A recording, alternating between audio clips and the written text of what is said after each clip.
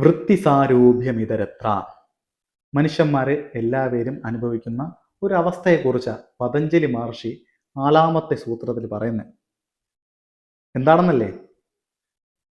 നമ്മൾ യോഗ ചെയ്യുന്ന എന്തിനു വേണ്ടിയിട്ടാണ്? യോഗസ് ചിത്തവൃത്തി നിരോധക. 2-ാമത്തെ സൂത്രം പറയുന്നുണ്ട്, നമ്മളുടെ മനസ്സിൽ കിടക്കുന്ന ചിത്തവൃത്തികൾ, നമ്മളുടെ അനാവശ്യമായിട്ടുള്ള ചിന്തകൾ, മൊത്ത ചിന്തകളെയും നിരോധിക്കാൻ വേണ്ടിയിട്ടാണ് നമ്മൾ യോഗ ചെയ്യുന്നത്. യോഗയുടെ ലക്ഷ്യം അതാണ്. എന്നാൽ ഈ ഒരു 4-ാമത്തെ സൂത്രത്തിലെ സംവിധാനം എന്ന് വെച്ച് കഴിഞ്ഞാൽ, നമുക്ക് ചിത്തവൃത്തികളുണ്ട്. ഇപ്പോൾ ഒരു വിഷമം വന്നു, ആ വിഷമത്തിനെ കുറിച്ച് തന്നെ ആലോചിച്ചുകൊണ്ടിരിക്കുന്ന, ആ ഒരു വൃത്തിയിൽ തന്നെ ആലോചിച്ചുകൊണ്ടിരിക്കുന്ന മനസ്സ് അത് വിട്ടു പോവില്ല. അതിനെക്കുറിച്ച് തന്നെ ആലോചിച്ചുകൊണ്ടിരിക്കുന്ന ഒരു അവസ്ഥയുണ്ട്.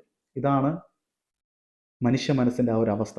4-ാമത്തെ സൂത്രത്തിൽ, ഞാൻ ആദ്യം പറഞ്ഞ ആ ഒരു സൂത്രത്തിൽ പറയുന്നത്, വൃത്തിസാരൂപ്യ മിതരത്ര എന്ന ആ സൂത്രം പറയുന്നത് അതിനെക്കുറിച്ച് തന്നെ. ഇതൊരു വലിയ വിഷമമായിട്ടുള്ള ഒരു അവസ്ഥയാണ്.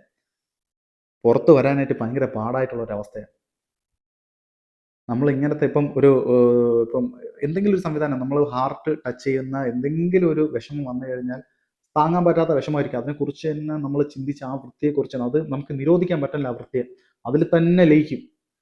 അതിൽ തന്നെ വിഷമിച്ച് പോകുന്ന ഒരു അവസ്ഥയാണ്.